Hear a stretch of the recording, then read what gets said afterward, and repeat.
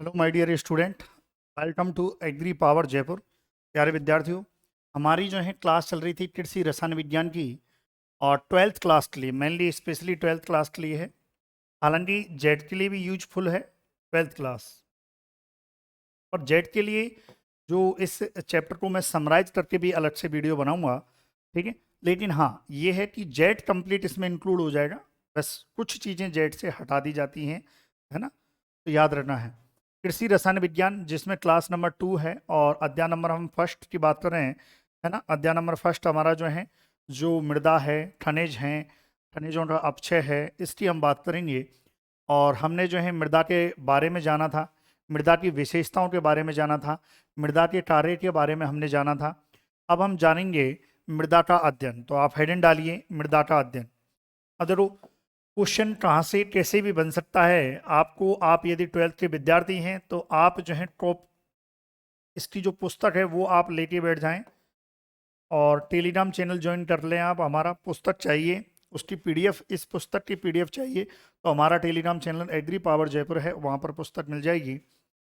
तो मृदा का अध्ययन, देखो मृदा का अध्ययन जो है दो प्रकार से किया जाता है, याद रखना है। यदि आपसे पूछा जाए, क्या पूछा जाए, क्वेश्चन आ जाए कि मृदा का अध्ययन, मृदा के अध्ययन के बारे में लिखिए। मृदा का अध्ययन जो है कितने प्रकार से जो है किया जाता है, तो आपको लिखना है मृदा का अध्ययन जो है दो रूपों में किया जाता है। मृदा का अध्ययन जो होता है वो दो रूपों में किया जाता है। एक रूप क्या होता है, एक होता है पेडोलॉजी। एक क्या होता है, पेडोलॉजी, पेडोलॉजी।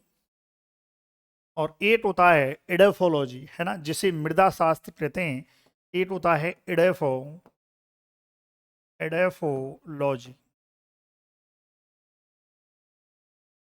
एडेफोलॉजी। तो याद रखना है, एक होता है पेडोलॉजी और एक होता है एडेफोलॉजी। पेडोलॉजी में क्या है, पेडोलॉजी में हम केवल मृदा की बात करेंगे। ध्यान से सुनना, केवल और केवल जब मृदा की बात हो रही है, मृदा के वितरण की बात हो रही है, मृदा के जन्म की बात हो रही है, मृदा के निर्माण की बात हो रही है, तब हम बात करेंगे। केवल और केवल जब मृदा से रिलेटेड बात हो रही है तब हम पेडोलॉजी की बात करेंगे। जेट वाले विद्यार्थियों के लिए बता दूं, ये पेडोलॉजी जो होता है ये ग्रीक शब्द है। ये दोनों जो हैं ये क्या है, ग्रीक शब्द हैं। पेडोलॉजी और एडेफोलॉजी दोनों ग्रीक शब्द हैं। फादर ऑफ पेडोलॉजी जो है किसे कहा गया है, बीबी डॉटुचेव को कहा गया है। ये भी थोड़ा सा याद रख लेना है कि जो है फादर, पेडोलॉजी के फादर कौन है, जनक कौन है, और जनक हैं बीबी डॉटुचेव। याद रखना है, पेडोलॉजी के जनक यदि आपसे पूछ लिया जाए तो बीबी डॉटुचेव को माना गया है। अब देखो, अब आपके ट्वेल्थ में जो है पूछ लिया जाए कि भाई एडेफोलॉजी और पेडोलॉजी के बारे में टिप्पणी कीजिए, तो कुछ नहीं है। पेडोलॉजी मतलब मृदा का अध्ययन है और एडेफोलॉजी मृदा प्लस जो है, ऐसे याद रखो। जब हम बात करें पेडोलॉजी की तो हम बात करेंगे केवल मृदा की।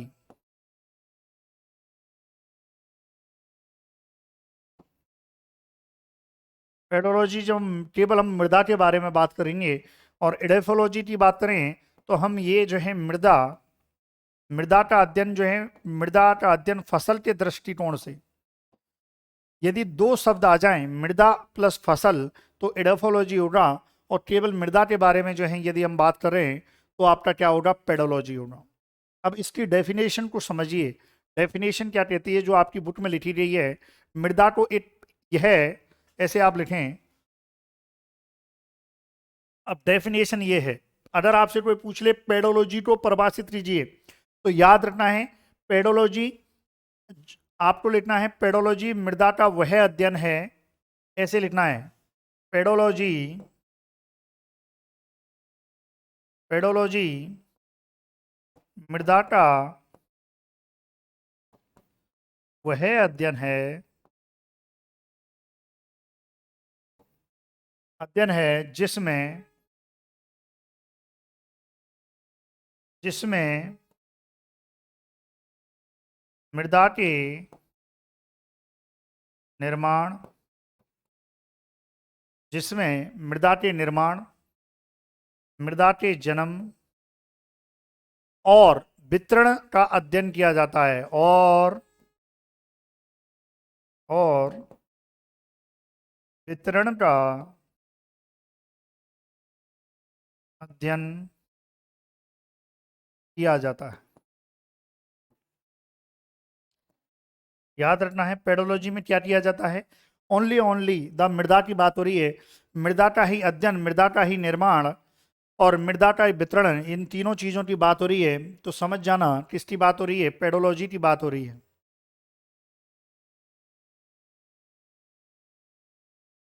चलिए, और यदि मृदा का अध्ययन यदि आप कर रहे हो किसके रेफरेंस में, यदि आप कर रहे हो फसल के रेफरेंस में, तो याद रखना है मृदा का अध्ययन उच्च पादप समुदाय, ऐसे लिखेंगे मृदा का अध्ययन, मृदा का अध्ययन उच्च पादप समुदाय, मृदा का अध्ययन उच्च पादप समुदाय के दृष्टिकोण से, के दृष्टिकोण से, के दृष्टिकोण से किया जाता है। यदि मृदा का अध्ययन जो है पादप समुदाय के दृष्टिकोण से, उच्च पादप समुदाय के दृष्टिकोण से किया जाता है, तो वो एडाफोलॉजी कहलाता है। तो याद रखना है मृदा के अध्ययन केवल और केवल जब मृदा की बात हो रही है, मृदा के निर्माण की बात हो रही है, मृदा के जन्म की बात हो रही है, मृदा के वितरण की बात हो रही है, तब पेडोलॉजी आएगा। और मृदा का अध्ययन जब उच्च पादप समुदाय के दृष्टिकोण से किया जा रहा है, तो क्या आएगा, आपके एडाफोलॉजी आएगा। पेडोलॉजी एडाफोलॉजी दोनों ही क्या हैं, ग्रीक भाषा के शब्द हैं। ठीक है, आपको ध्यान रखना है। चलिए, अब एक और चीज, अब आपके जो है एट आता है, एक अगला बिंदु आपके आता है, ये लिखें आप, नोट डाउन कर लिया आपने, नोट डाउन कर लें। तो आपसे पूछ लिया जाए कि मृदा का अध्ययन जो है कितने रूपों में किया जाता है, तो याद रखना है 2 रूपों में किया जाता है। 2 रूप क्या है, पेडोलॉजी एडाफोलॉजी। ठीक है, ये अपने को ध्यान रखना है। चलिए, लिख लिया आपने, आगे बढ़ते हैं। अब देखो यहां पर समझो, मैं आपको थोड़ा सा और इसके बारे में जो है बता देता हूं। देखो, एक और बिंदु है जहां से क्वेश्चन नहीं बनेगा, आपको लिखना नहीं है वो, है ना, बस आपकी पुस्तक में खोल के देखना है, क्योंकि इसको मैं थोड़ा सा आपको समझा देता हूं। यहां से क्वेश्चन आपके नहीं बनेगा, फिर भी आप ध्यान रखना है। क्या ध्यान रखना है कि मृदा एक प्राकृतिक पिंड है, इसके बारे में क्या कहा गया है, ये आप जो है आपकी पुस्तक में आप नोट डाउन कीजिए। क्या कहा गया है, इसको समझा देता हूं मैं। मृदा एक प्राकृतिक पिंड है, इसका अपना एक स्वतंत्र अस्तित्व है, इसके गुण विशेष विभिन्न होते हैं। मृदा एक प्रकार से जीवित पिंड है, क्योंकि जीवित पदार्थों के समान मृदा का धीरे धीरे विकास होता है। देखो मृदा क्या है, मृदा एक प्राकृतिक पिंड के साथ साथ एक जीवित पिंड भी है, एक लिविंग, हम कह सकते हैं लिविंग बॉडी है। क्यों लिविंग बॉडी है, जिस प्रकार से जीव का विकास धीरे धीरे होता है, जैसे एक बच्चा बड़ा होता है, उसी प्रकार से मृदा का विकास भी, मृदा का जो डेवलपमेंट है वो भी क्या होता है, धीरे धीरे होता है। तो याद रखना है इसके गुण विशेष तथा विभिन्न मृदा के एक प्रकार के पिंड हैं, क्योंकि जीवित पदार्थों के समान मृदा का धीरे धीरे विकास होता है। इनका जन्म पैतृक पदार्थों अथवा चट्टानों से होता है, जो मैं बता चुका हूं। यदि आपसे पूछा जाए कि मृदा का निर्माण किससे हो रहा है, तो याद रखना है मृदा का निर्माण चट्टानों से होता है या पैतृक पदार्थों से होता है। भाई चट्टान, चट्टान बोल दो या पैतृक पदार्थ बोल दो, भाई ऐसे बोल दो भाई मेरा जन्म मेरे पापा से हुआ है, या ऐसे बोल दो भाई पिताजी से हुआ है, कुछ भी बोल दो, एक शब्द दे दिया, समझ रहे हो ऐसे। यह परिपक्व अवस्था को पहुंचकर पूर्ण प्रोफाइल के रूप में विकसित हो जाती है। अब जब चट्टान से धीरे धीरे मृदा बनती है, क्या बनता है, जब चट्टान से धीरे धीरे मृदा बनती है, तो मृदा अपनी परिपक्व अवस्था में पहुंचकर प्रोफाइल का निर्माण करती है, प्रोफाइल के रूप में विकसित हो जाती है। प्रोफाइल के रूप में मतलब है कि विभिन्न स्तरों में, क्या मतलब है, विभिन्न, है ना, विभिन्न स्तर, डिफरेंट लेयर में, बहुत सारी जो लेयर्स होती हैं उनमें जो है विभाजित हो जाती है मृदा, जो मैं आगे बताऊंगा। सॉइल प्रोफाइल आपके टॉपिक है मृदा परिच्छेदता में। इसको हम क्या कहते हैं? प्रोफाइल को क्या कहते हैं? परिच्छेदता हिंदी में, इंग्लिश में प्रोफाइल कहते हैं। तो याद रखना है, परिपक्व अवस्था को पहुंचकर पूर्ण प्रोफाइल के रूप में विकसित हो जाती है। मृदा को एक गतिशील प्राकृतिक पिंड कहते हैं। ये जीव, सूक्ष्म जीव मृदा के विशेष कार्यों को भी प्रभावित करते हैं। भाई सीधी सी बात है, मृदा को एक गतिशील प्राकृतिक पिंड का है। नेचुरल बॉडी क्या है? क्योंकि आप देखेंगे, देख पाएंगे, मृदा एक स्थान से दूसरे स्थान पर भी चली जाती है ना, किसी भी बहाव की वजह से चली जाती है, तो एक प्रकार से जो है गतिशील होती है। ये सूक्ष्म जीव और जीव मृदा विशेष के कार्यों को प्रभावित करते हैं। याद रखना है, मृदा विशेष का जो कार्य है, जो मैं बता चुका हूं, है ना, जिसमें जड़ों को श्वसन देना है, यांत्रिक आधार प्रदान करना है, मृदा के बहुत सारे कार्य हैं। कहीं ना कहीं जो जीव होते हैं, जो सूक्ष्म जीव होते हैं, वो कार्य को प्रभावित करते हैं। आगे क्या कह रहा है एग्जामिनर, देखते हैं बुक में। ये आप जो है बुक से आप लिखना चाहो तो ये लिख सकते हो, है ना, क्योंकि यहाँ से जनरल एक नॉर्मल बात है ये बताना, जो है ना, मृदा एक प्राकृतिक पिंड है क्योंकि यह गहरी होती है। भाई सीधी सी बात है, मृदा गहरी होती है। इसमें पृष्ठ क्षेत्रफल भी होता है। सीधी सी बात है, मृदा का एक अपने आप में क्षेत्रफल होता है ना। यह विनाशकारी तथा एवं संश्लेषित विक्रमों से उत्पन्न एक प्राकृतिक पदार्थ है। समझिए, विनाशकारी और संश्लेषित विक्रम, है ना, जो है प्रक्रम जो रहते हैं। अब विनाशकारी यानी कि चट्टान, चट्टान से विनाशकारी, चट्टान पर विनाशकारी प्रभाव आया जिससे चट्टान टूटी। फिर टूटने से जो छोटे छोटे जो भी कण बने, उनसे क्या हुआ होता है? संश्लेषण होता है। तो ये मैं आगे भी बताऊंगा आपको कि विनाशकारी और संश्लेषित प्रक्रम जो है, प्रक्रम क्या होते हैं, ये आगे आपके चैप्टर में ही आएगा। ये आपको ध्यान रखना है। इसका ये समझ लेना कि जो आपकी जो चट्टान है, उसमें दो क्रियाएं होंगी, एक विनाशकारी क्रिया होगी, एक संश्लेषित क्रिया होगी। इन दोनों क्रियाओं के सम्मिलित रूप से मृदा का निर्माण होता है। इस प्रकार मृदा एक प्राकृतिक पदार्थ की सभी विशेषताओं जैसे विनाश, संश्लेषण, परिवर्तन की पूर्ति करती है। इस प्रकार हम देखते हैं मृदा कार्बनिक व खनिज पदार्थ का एक प्राकृतिक पिंड है। ऑब्वियसली बात है, मृदा में कार्बनिक पदार्थ होते हैं, जो मैं आगे बताऊंगा आपको, 5% के आसपास रहते हैं। खनिज पदार्थ भी होते हैं, लगभग 45% जो है मृदा में खनिज पदार्थ होते हैं। अभी जब हम अगला टॉपिक पढ़ेंगे, उसमें मृदा अवयव आएगा। मृदा अवयव के बारे में मैं आपको बताऊंगा कि कार्बनिक पदार्थ भी होता है, खनिज पदार्थ भी होते हैं मृदा में। मृदा में रंध्रावकाश भी होते हैं, मृदा में वायु, जल वायु जो है रहती है। ये सब की हम चर्चाएं हम आगे भी करेंगे।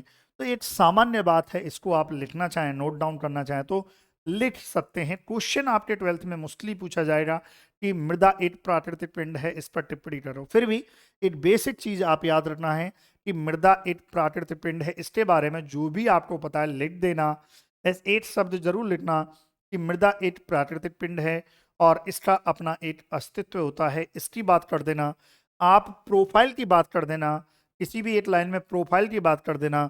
आप दो शब्दों की बात कर देना कि विनाशकारी और संश्लेषित प्रक्रमों से उत्पन्न जो है प्राकृतिक पदार्थ है, इसकी बात कर देना, तो आपकी डेफिनेशन कंप्लीट हो जाएगी। समझ रहे हो? आपको जो 1 नंबर 2 नंबर का जो क्वेश्चन रहेगा वो आपका कंप्लीट हो जाएगा। तो याद रखना है इसका। चलिए आप नोट डाउन करें, नोट डाउन करना चाहें तो कर सकते हैं। वैसे कोई दिक्कत नहीं है, वैसे अच्छा दिख रहा है। चलिए, ये बात हो रही। अब मैं आपको जो है मृदा पादप वृद्धि के लिए एक माध्यम है, इस पर जो है चर्चाएं करते हैं।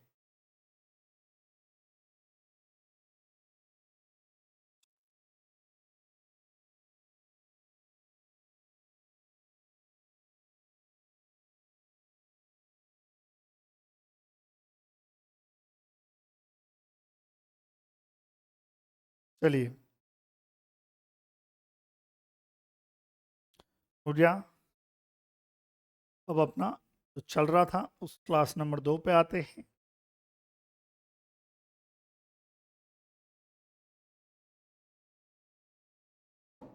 हाँ, अब हम लिखेंगे मृदा पादप वृद्धि के लिए एक माध्यम। तो यहाँ पर हम लिखेंगे मृदा पादप वृद्धि के लिए माध्यम। भाई किस प्रकार से, क्वेश्चन कैसे आएगा कि मृदा पादप वृद्धि के लिए माध्यम है।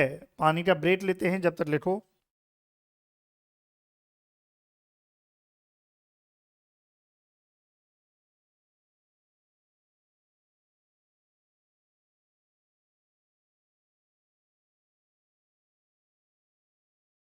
है ना, क्या कह रहा था मैं, मृदा पादप वृद्धि के लिए माध्यम है, इस पर टिप्पणी करो। क्वेश्चन आ गया कि इस पर आप टिप्पणी करो कि मृदा पादप वृद्धि के लिए एक माध्यम है, तो किस प्रकार से आप टिप्पणी करेंगे, इसके बारे में हम चर्चा करते हैं। देखो, मृदा जो है क्या क्या प्रोवाइड कराता है, क्या क्या माध्यम प्रोवाइड कराता है, उसको हम लिख लेते हैं। आप लिखोगे, किस प्रकार से लिखोगे, भाषा शैली के रूप में, कि मृदा पौधे की वृद्धि के लिए निम्न दशाएं प्रदान करती है। ऐसे लिखेंगे आप, कैसे लिखेंगे, मृदा पौधे की वृद्धि के लिए निम्न दशाएं दान करती है। ठीक है, निम्न दशाएं प्रदान करती है। अब क्या क्या निम्न दशाएं हैं, इसके बारे में मैं आपको बता देता हूं, फिर हम इसको और विस्तार से आपकी पुस्तक से पढ़ेंगे।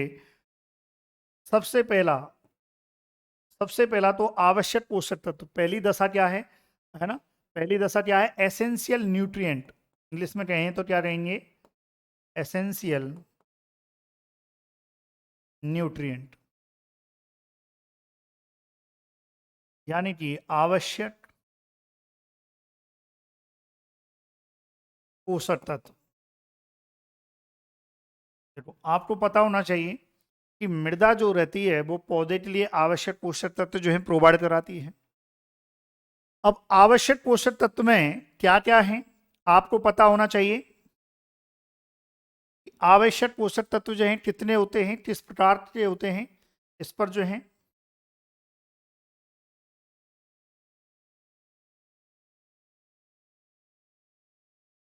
चलिए, आवश्यक पोषक तत्व जो हैं देखो 17 होते हैं। यदि मैं बात करूं पोषक तत्व की, पोषक तत्व वाले चैप्टर में और पढ़ लेंगे, पोषक तत्व होते हैं 17 होते हैं।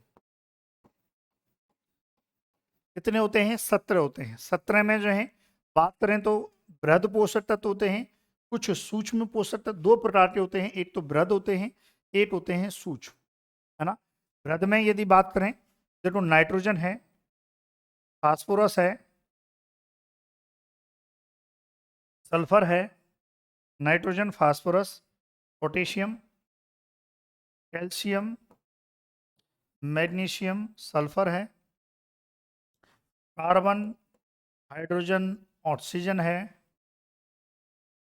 उसके बाद जो है मोलिब्डेनम है, क्लोरीन है, निकिल है, जिंक है, इसके अलावा जो है एफी आयरन है ना, बोरॉन है,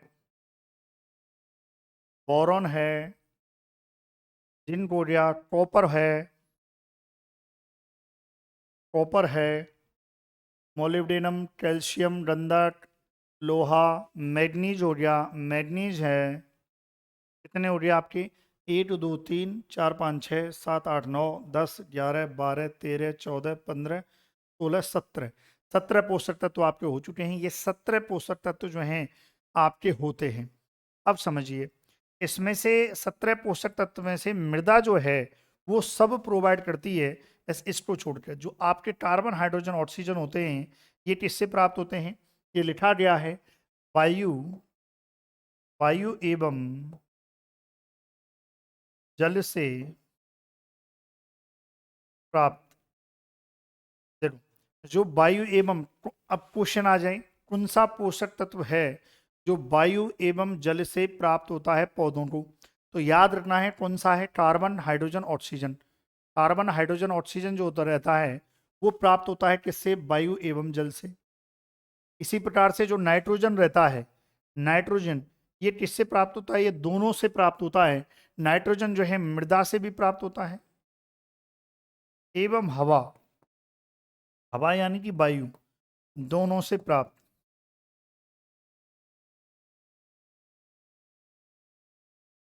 बस इतना याद रखना है कि जो कार्बन हाइड्रोजन ऑक्सीजन रहता है जिसे हम संरचनात्मक पोषक तत्व कहते हैं, वो वायु एवं जल दोनों से प्राप्त होते हैं।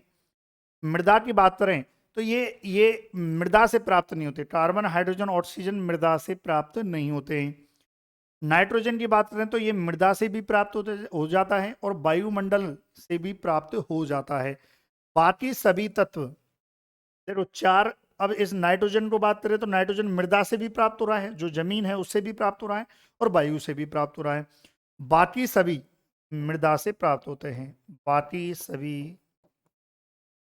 तत्व मृदा से प्राप्त होते हैं। ठीक है, अब इसको भाई, अब इसको थ्योरी रूप में कैसे लिखोगे, आप लिख सकते हो भाई, सभी पौधों को अपने पोषक के लिए, अपने पोषकता के लिए कार्बन हाइड्रोजन ऑक्सीजन नाइट्रोजन, जितने भी ये पोषक तत्व ने नाम लिखे गए हैं, इनकी आवश्यकता होती है, याद रखना है।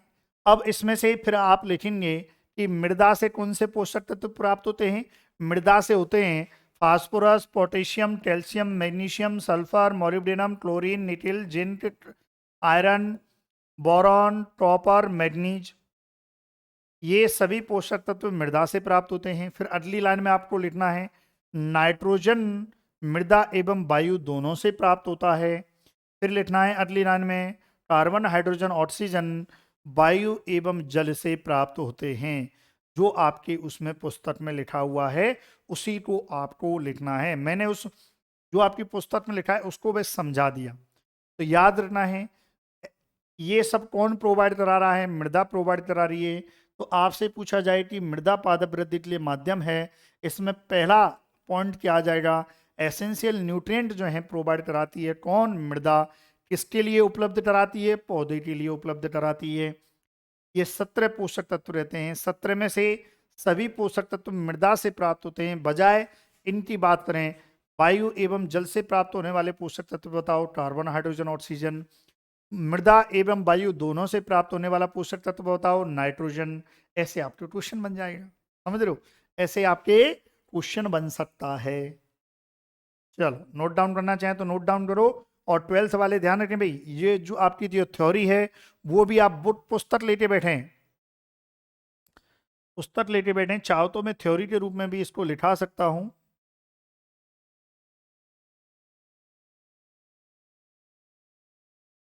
ठीक है।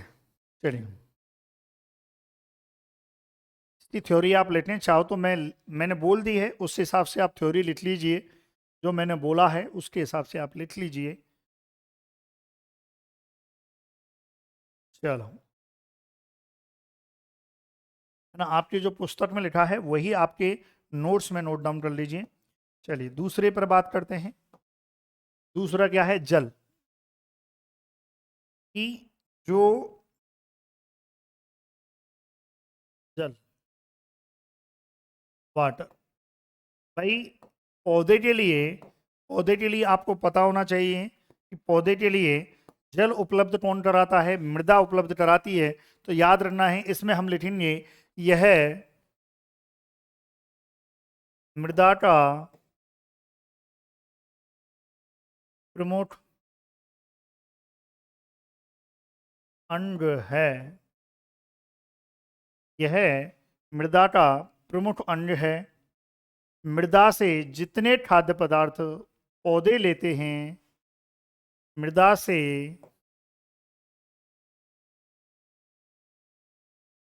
जितने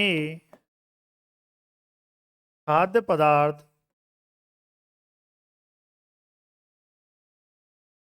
पौधे लेते हैं, मृदा से जितने खाद्य पदार्थ पौधे लेते हैं उनमें उनमें पानी का भाग उनमें पानी का भाग सर्वाधिक होता है।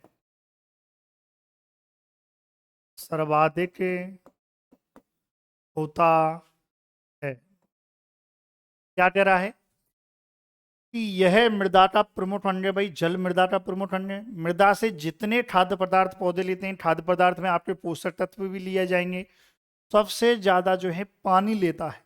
आप देखोगे पौधा जो है बहुत ज्यादा पानी लेता है। अब यदि इसमें आगे मैं आपको बता दूं कि पौधों के लिए पानी की मात्रा कम होने पर, अब आगे जो आपके 12th की बुक में लिखा गया है उसी को आगे लिख लेते हैं, फिर समझा देते हैं। क्या लिखा गया है? लिखा गया है पौधे के लिए पानी की मात्रा, पौधे के लिए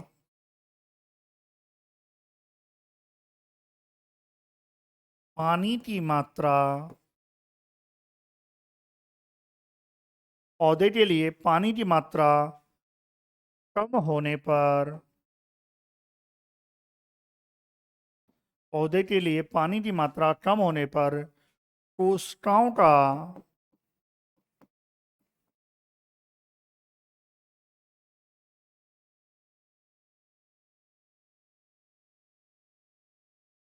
कोशिकाओं का यदि पौधे के लिए पानी की मात्रा कम हो रही है तो कोशिकाओं का विस्तार एवं विभाजन कम कम हो जाता है। ये याद रखें। यदि क्या हो गया भाई, आप खुद ही देखो भाई, जब आप देखो, जब किसी भी फसल में आप पानी मत दो, सूखा आ रहा है तो जो कोशिकाएं, जो पत्तियां रहती है, पत्तियां पत्तियां क्या होती है, मुरझा जाती हैं बेचारी, सिकुड़ जाती हैं। क्यों? क्योंकि उनकी कोशिकाओं का जो विस्तार है, कोशिकाओं का जो विस्तार है वो क्या हो गया है, कोशिकाओं का विस्तार एवं विभाजन जो है वो क्या हो गया है, कम हो गया है ना। कोशिकाओं का विस्तार एवं विभाजन क्या हो गया है, कम हो गया है। ये आपको ध्यान रखना है। तो ये भी क्वेश्चन आ सकता है भाई कि जल एक माध्यम है, इस पर टिप्पणी करो। तो क्या लिखोगे भाई, जल मृदा का एक अभिन्न अंग है, प्रमुख अंग है। जितने भी खाद्य पदार्थ मृदा से प्राप्त होते हैं उनमें पानी का भाग जो होता है वो सर्वाधिक होता है। आगे की लाइन में लिखेंगे, यदि पौधे पौधे के लिए पानी की कमी, पानी की मात्रा कम होने पर क्या होगा, जो कोशिकाओं का जो विस्तार है और विभाजन है वो क्या होगा, कम हो जाएगा, है ना। ये ध्यान रखें। और क्या है, अब देखो प्रकाश संश्लेषण पर क्या प्रभाव करेगा। भाई प्रकाश संश्लेषण में क्या होता है, प्रकाश संश्लेषण में पत्तियां पत्तियां सूर्य के प्रकाश में CO2 और प्लस H2O का उपयोग करते हुए खाना बनाती हैं। प्रकाश संश्लेषण में क्या होता है, खाना बनता है ना। उसके लिए पानी आवश्यक है, ये ध्यान रखना है। तो आगे हम लिखेंगे, पौधों में प्रकाश संश्लेषण के लिए, पौधों में प्रकाश संश्लेषण के लिए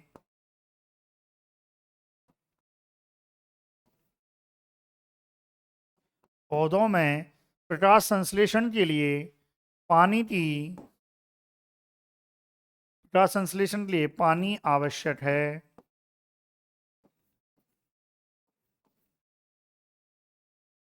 देखिए भाई, पौधों में प्रकाश संश्लेषण के लिए पानी आवश्यक है तथा इसकी कमी से तथा पानी की कमी से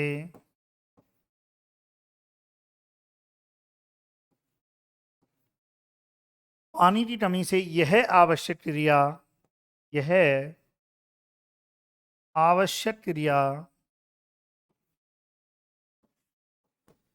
धीमी पड़ जाती है। भाई सीधी सी बात है।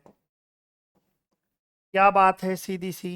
देखो, ये आपका पौधा है, ये इसकी जो है पत्ती है, यहाँ आपके सूर्य भगवान है, ये सन है, सूर्य है, ये पत्ती पर पड़ रहा है, यहाँ पर वायुमंडल है, वायुमंडल में CO2 है, यहाँ पर पौधे पौधे की जड़ हैं जो H2O को लेती हैं और H2O धीरे धीरे ऊपर जाकर जो है पत्ती में चली जाती है और यहाँ पर H2O रहती है, जल रहता है। CO2 प्लस H2O की क्रिया से क्या बनता है, C6H12O6 बनता है, यानी कि खाना बनता है। भाई आप देखो, फल बनते हैं, सब्जी बनते हैं, वो इसी वजह से तो बनते हैं, प्रकाश संश्लेषण की क्रिया से।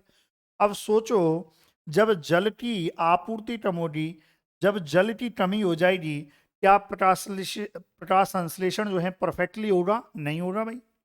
प्रकाश संश्लेषण की क्रिया जो है धीमी पड़ जाएगी कि नहीं पड़ेगी? पड़ जाएगी। आप पानी मत दो, देखेला फसल हो जाए तो, समझ रहे हो? तो ये आपको ध्यान रखना है। चलिए, तो यही कहना चाह रहा है कि पौधे में प्रकाश संश्लेषण के लिए पानी आवश्यक है तथा पानी की कमी से यह आवश्यक क्रिया धीमी पड़ जाती है। क्लियर है मेरे लाडलो? देखो इसको, और भी है।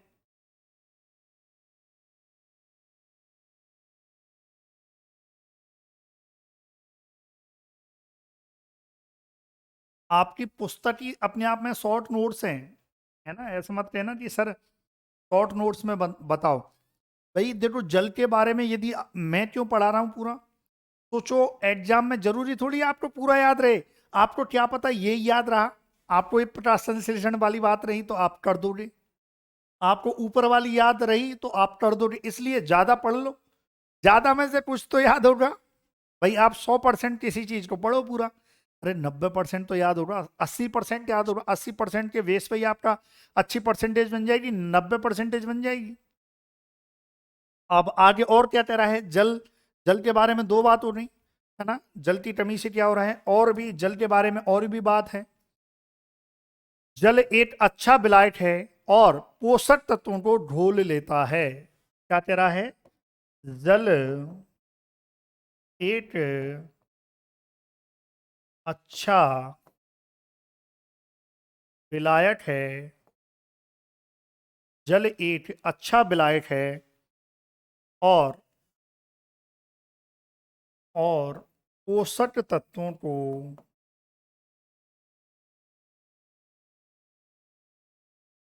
घोल लेता है, घोल लेता है, पोषक तत्वों को घोल लेता है तथा तथा स्वयं भी स्वयं भी पौधों के लिए पौधों के लिए तथा स्वयं भी पौधों के लिए पोषक का कार्य करता है, पोषक का कार्य करता है। भाई पोषक का कार्य करता है। भाई जल, जल में क्या होता है, जल में क्या होता है, H2O होता है। जल में क्या होता है लाडलो, H2O। H2 होता है मतलब ऑक्सीजन, O2 जो है वो जल से आती है, हाइड्रोजन भी प्राप्त हो रहा है। तो ये सारी क्रियाएं जो हैं भाई जल से हो रही हैं, है कि नहीं है? तो अपने आप में पोषक का भी कार्य कर रहा है, ये आपको ध्यान रखना है। और क्या है, जल, जल जो रहता है वो मृदा ताप एवं मृदा वायु भी, अगली लाइन क्या कर रही है, मृदा ताप एवं मृदा वायु, मृदा ताप एवं मृदा वायु भी जल के द्वारा नियंत्रित नियंत्रित रहती है। मृदा ताप एवं मृदा वायु भी जल के द्वारा, ये क्या लाइन है भाई? आप देखो, बहुत ज्यादा जो है गर्मी पड़ रही है, बहुत ज्यादा जो है, जो आपकी जो जमीन है वो उबाल मार रही है, छिड़काव कर दो ठंडा, अरे ठंडी हो जाएगी कि नहीं हो जाएगी? मृदा ताप, सॉइल का जो टेम्परेचर है वो क्या होगा, जल के द्वारा, सॉइल टेम्परेचर, सॉइल एयर जल के द्वारा नियंत्रित हो रहा कि नहीं हो रहा। मृदा वायु, बहुत ही ज्यादा मृदा वायु है, जल डाल दो तो कुछ मृदा वायु कम हो जाएगी। तो जल के द्वारा जो है मृदा ताप और मृदा वायु जल के द्वारा नियंत्रित हैं, ये आपको ध्यान रखना है। इसके अलावा कोई भी खनिज है, कोई भी कार्बोनेट पदार्थ है, वो चारों ओर जल जल भ्रमण करता है। ये याद रखें कि भाई एक और लाइन आपके जो है क्या कह रही है उसके बारे में लिख लेते हैं, फिर उसको मैं समझाऊंगा क्या लाइन कह रही है। भाई जल के बारे में आपकी पुस्तक में क्या लाइन है, खनिज तथा कार्बन पदार्थों के, खनिज तथा कार्बनेट पदार्थों के, खनिज तथा कार्बनेट पदार्थों के चारों ओर, चारों ओर जल भ्रमण करता है, जल भ्रमण करता है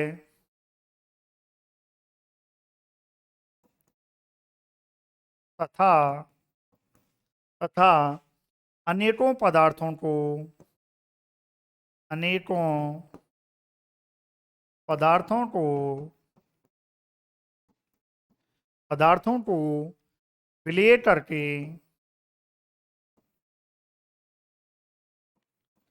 विलय करके मृदा विलयन बनाता है, मृदा विलयन बनाता है। अब देखो, यानी कि खनिज पदार्थों और कार्बन पदार्थों के चारों ओर जल भ्रमण करता है। जैसे कोई भी, ये खनिज पदार्थ है, ये खनिज पदार्थ है, आप देखो मृदा में जो है खनिज पदार्थ रहते ही हैं, है ना, और इनके चारों ओर जो जल है वो भ्रमण कर रहा है। ये सोचो जल है तो चारों ओर भ्रमण कर रहा है, तथा अनेकों पदार्थों को विलय करके मृदा विलयन बनाता है। बहुत सारे पदार्थों को ये जल क्या करता है, जल घोल कर एक मृदा विलयन बनाता है। बस ये आपको ध्यान रखना है। भाई मृदा विलयन बनाएगा, सीधी सी बात है।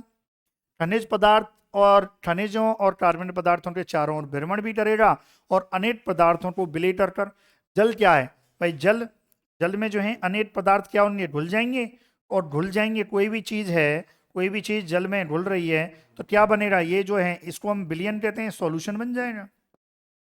यही तो कह रहा है ना। जल जो है विभिन्न पदार्थों को विलय कर, विलय मतलब घोल कर, है ना, घोल करके मृदा विलयन बनाता है। क्लियर है यहां तक? चलिए आप लिखिए इसको।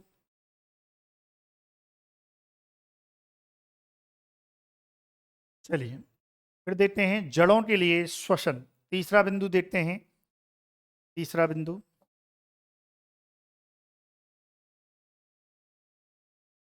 और क्या है जड़ों के लिए श्वसन, श्वसन शायद सही नहीं लिखा,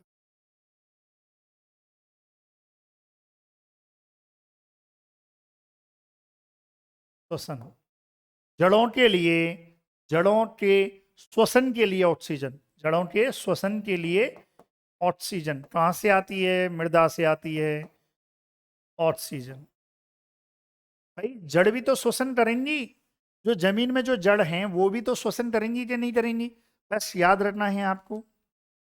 चलिए, तो ऑक्सीजन कौन प्रोवाइड करा रहा है, मृदा प्रोवाइड करा रही है। आपकी 12th की बुक में क्या कहा गया है कि सभी जीवित पदार्थों के लिए श्वसन अनिवार्य है, श्वसन के लिए ऑक्सीजन नितांत आवश्यक है। ये सामान्य बात है। क्या बात सामान्य है कि आप लिखना चाहें तो लिख सकते हैं, है ना, कि सभी जीवित पदार्थों, जीवित पदार्थ कौन, आपकी बुक में देखो, आप बुक में देखो, बुक में देखो क्या लिखा गया है, सभी जीवित पदार्थों, जीवित पदार्थ कौन, जंतु एवं पौधे के लिए श्वसन अनिवार्य है। ठीक है, और श्वसन के लिए ऑक्सीजन नितांत आवश्यक है, ये भी अच्छी बात है, याद रखना है ना। फिर आगे की लाइन क्या कर रही है, पौधों की जड़ों के श्वसन के लिए ऑक्सीजन, पौधों की, अब इसमें मैं लिख देता हूं, पौधों की जड़ों के लिए ऑक्सीजन पौधों की जड़ों के लिए ऑक्सीजन, नहीं, पौधों की जड़ों के श्वसन के लिए ऑक्सीजन, ऐसे लिखो आप। पौधों की जड़ों के लिए, हाँ ऐसे लिख लो, पौधों की जड़ों के लिए ऑक्सीजन मृदा वायु से प्राप्त होती है। मृदा वायु से प्राप्त होती है। बोले सर ये मृदा वायु क्या है? अरे भाई, जैसे जहां पर ये हवा फिर रही है, ये जैसे वायुमंडल है, इसमें वायुमंडल में क्या है? वायु है। ऐसे ही जो मृदा रहती है, मृदा में भी तो वायु रहती है भाई। आप ये बताओ, मृदा पत्थर की तरह ठोस रहेगी तो भाई पानी कैसे जाएगा नीचे? पानी जा ही नहीं सकता है। पानी नीचे जा रहा है, इसका मतलब वायु है उसमें, इसीलिए तो नीचे जा रहा है। तो याद रखना है, पौधों की जड़ों के लिए ऑक्सीजन जो है कहाँ से प्राप्त होती है? मृदा वायु से प्राप्त होती है ना? अब देखो, साधारणतः मृदा वायु में, अब मृदा वायु में क्या क्या उपस्थित रहता है? वेरी वेरी इंपॉर्टेंट, आपसे पूछा जा सकता है मृदा वायु में, है ना, क्या लिखा हुआ है? 20.3% ऑक्सीजन।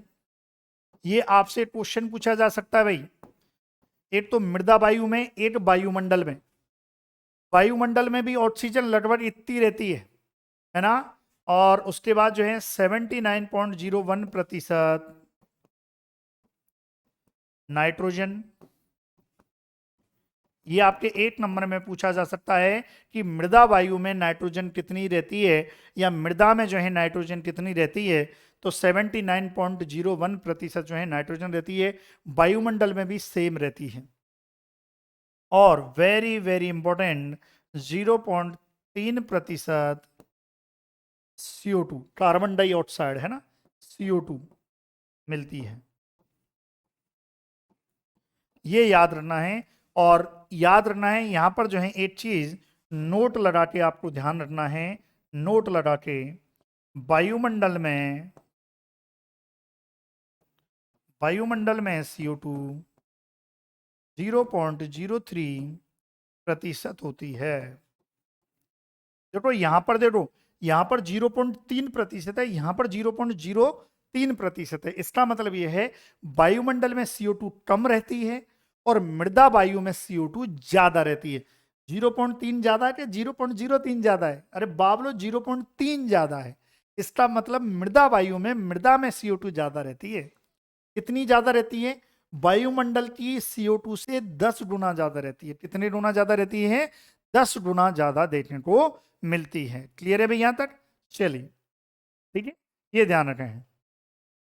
और आगे की लाइन में क्या लिख रहा है कि मृदा वायु से उचित मात्रा में ऑक्सीजन ना मिलने पर पौधों की जड़ों की वृद्धि नहीं हो पाती है, फलतः पौधों की वृद्धि भी रुक जाती है।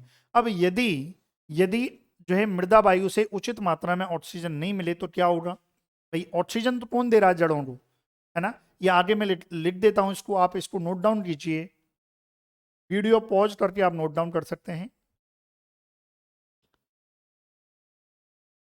आगे की लाइन में क्या है कि मृदा वायु से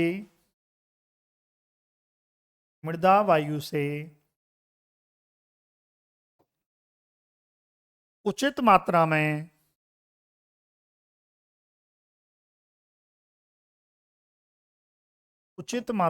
मृदा वायु से उचित मात्रा में ऑक्सीजन ना मिलने पर,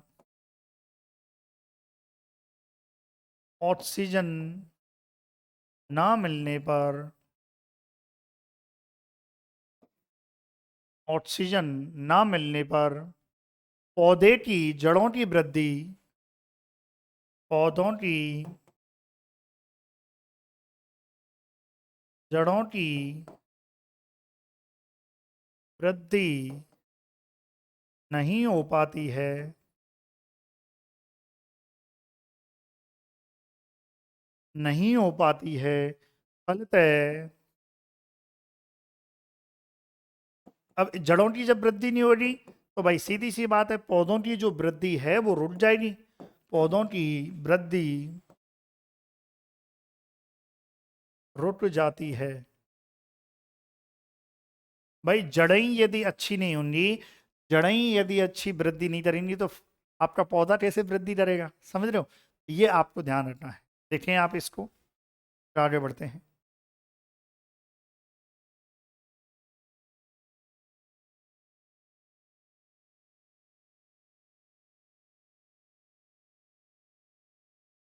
लिख लिया आपने। फिर उसके बाद जो है चौथा बिंदु आता है यांत्रिक आधार। और मृदा, चौथा बिंदु क्या है? यांत्रिक आधार।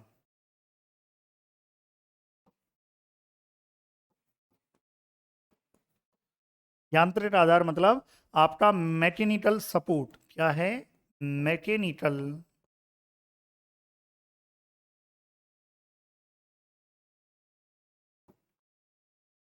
है ना, मैकेनिकल सपोर्ट।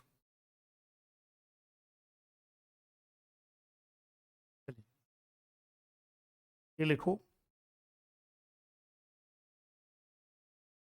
Mechanical support.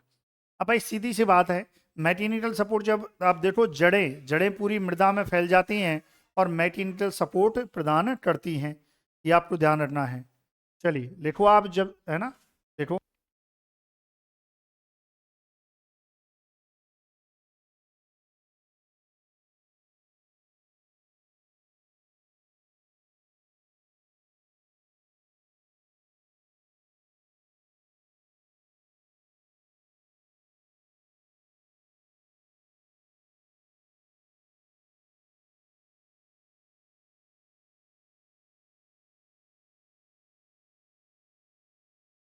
चलिए। अब देखो यांत्रिक आधार में आपके पुस्तक में क्या लिखा हुआ है, पुस्तक को देखो, फिर उसमें से अच्छी चीज निकालेंगे। कुछ मृदाओं की भौतिक और एवं रासायनिक दशाएं ऐसी होती हैं, कुछ मृदाओं की भौतिक एवं रासायनिक दशाएं ऐसी होती हैं जिनमें पौधों की जड़ें आसानी से गहराई तक जा सकती हैं, फैल भी सकती हैं। ये मृदाएं आदर्श होती हैं क्योंकि इनमें वृद्धि करने वाले पौधे पवन दृढ़, जलावराव, ड्रॉट रेजिस्टेंट होते हैं। ये मृदा के एक आयतन के पोषकों को शोषित कर सकते हैं। पौधों की जड़ें प्राकृतिक या कृत्रिम कड़ी परतों उर्वरा स्तरों, इसको मैं पढ़ के अच्छे से मैं बता ही देता हूँ। मैकेनिकल सपोर्ट का मतलब देखो क्या है। मैकेनिकल सपोर्ट का मतलब है, भाई सीधी सी बात है, यांत्रिक आधार का मतलब है कि आप देखो, जल भरा हुआ है, मतलब जड़ें पूरी मृदा में फैल जाती हैं। आप ये देखो, जल भरा हुआ फिर भी आपका पौधा पौधा एकदम स्थिर है। बहुत से पौधे, जल भरा हुआ है चारों तरफ, फिर भी आपका पौधा स्थिर डटा हुआ है। क्यों डटा हुआ है? क्योंकि भैया मृदा जो है, जो सॉइल है, वो यांत्रिक आधार प्रोवाइड करा रही है, जड़ों को जकड़ के रखा हुआ है। जड़ें मृदा में, मृदा को जकड़ के रखी हुई रहती, चाहे वो जल भराव की स्थिति हो, चाहे वो एकदम बहुत तेज हवा आ रही हो। आप देखो, बहुत तेज हवाओं में जो कमजोर, जिनकी पकड़ कमजोर होती है, अरे जिनकी यांत्रिक आधार कमजोर होता है, वो पेड़ गिर जाते हैं। और जो जिनका आधार मजबूत होता है, जिनकी जड़ें मजबूत होती हैं, वो डटे रहते हैं। ये ध्यान रखना है, ठीक है। तो इसको मैं पढ़ के बता देता हूं, उसमें से ही हम लिख लेंगे, है ना, उसी में से हम लिख लेंगे यांत्रिक आधार के बारे में, है ना। यांत्रिक आधार के बारे में जो लिखना है वो मैं आपको बता दूंगा, क्योंकि लंबा चौड़ा है ये। चलिए,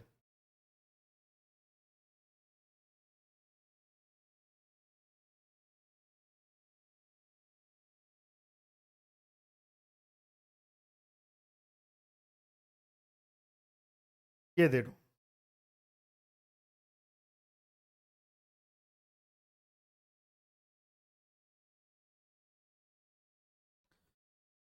ये आप पढ़ो।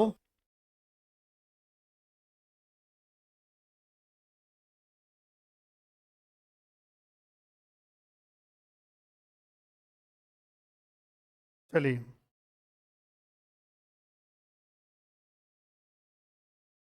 यांत्रिक आधार क्या लिखा गया है? कुछ मृदाओं की भौतिक एवं रासायनिक दशाएं ऐसी होती हैं जिनमें पौधों की जड़ें आसानी से गहराई तक जा सकती हैं और फैल भी सकती हैं। यानी कि जो मृदा है, जरूरी नहीं है हर मृदा में जड़ें बहुत ज़्यादा जाएं। और ये मृदा बहुत ज़्यादा हार्ड रही, बहुत ज़्यादा कठोर हुई, तो कैसे जाएंगी? यानी कि मृदाओं की भौतिक और रासायनिक दशाएं ऐसी होनी चाहिए, ऐसी होती हैं कि पौधों की जड़ें आसानी से गहराई तक जा सकती हैं और फैल भी सकती हैं। ये मृदाएं आदर्श होती हैं क्योंकि इनमें वृद्धि करने वाले पौधे, एक मिनट थोड़ा,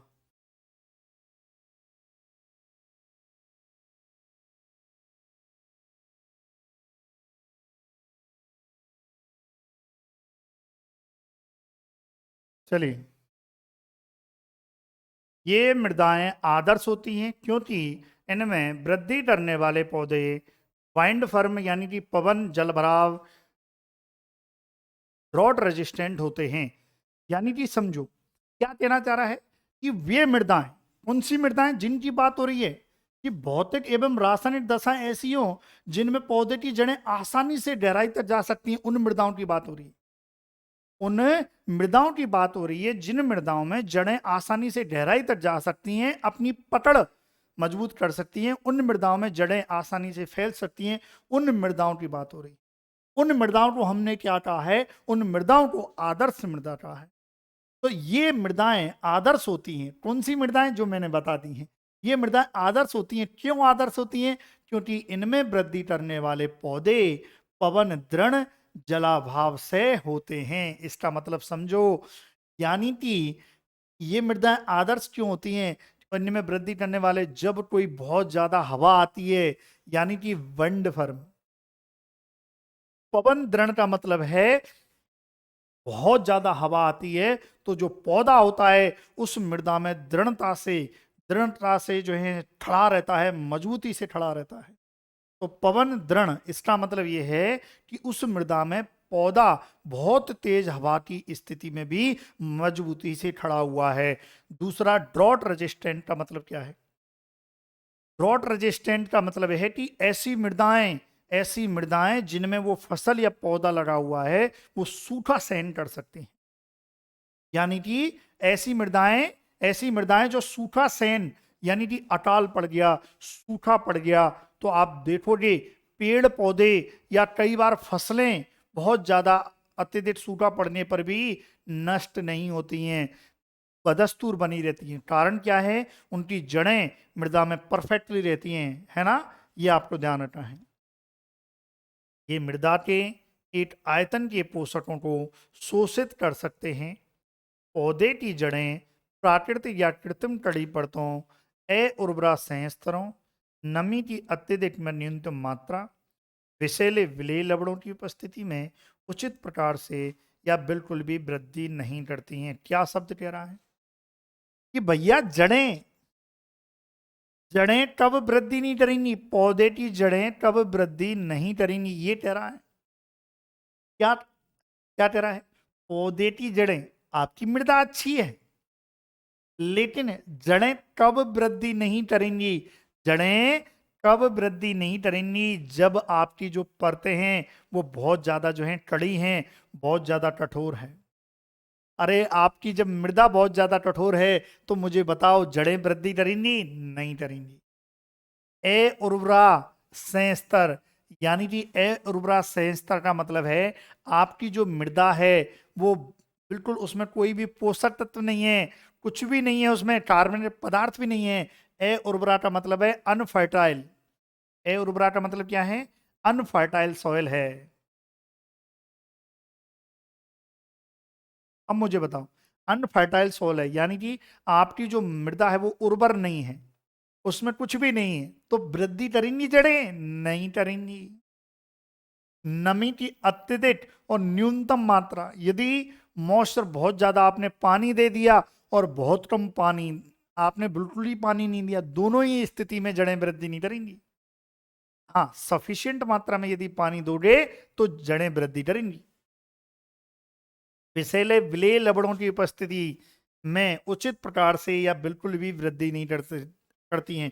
यानी कि जिस मृदा में आपने किसी भी पौधे को लगाया है उसकी जड़ें, यदि वहां पर उस मृदा में विषैले तत्व मिले हुए हैं तो जड़ें वृद्धि नहीं करेंगी।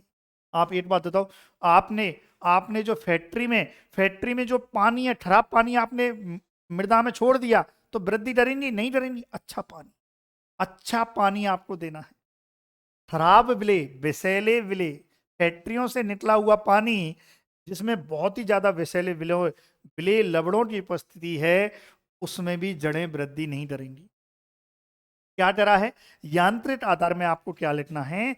यांत्रिक आधार में एग्जामिनर ये किताब क्या कह रही है? ये कह रही है भैया ऐसी आदर्श मृदा, ऐसी आदर्श मृदा कौन सी?